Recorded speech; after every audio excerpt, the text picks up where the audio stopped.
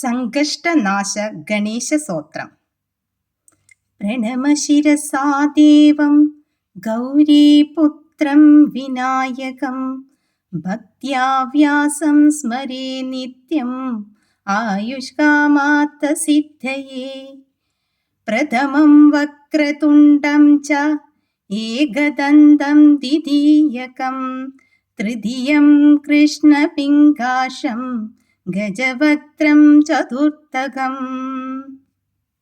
ലംബോദരം പഞ്ചമം ച ഷഷ്ഠം വികടമേവ ച സപ്തമം വിഘ്നരാജം ച ധൂമ്രവർണം തഥാഷ്ടമം.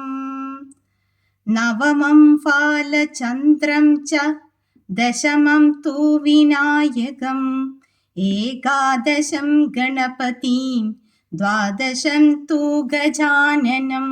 ദ്വാദശൈതാനി നാമാനി ത്രിസന്ധ്യാം യഃ പഠേ നര ന ച വിഘ്നഭയം തസ്യ സർവസിദ്ധികരം പ്രഭോ.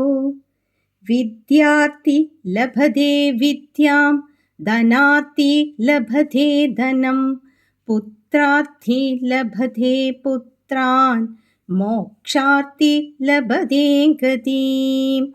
ജപേത് ഗണപതി സ്തോത്രം ഷഡ്ഭിർമാം സഫലം ലഭേ സംവത്സരേണ സിദ്ധിം ച ലഭതേ നാത്ര സംശയ.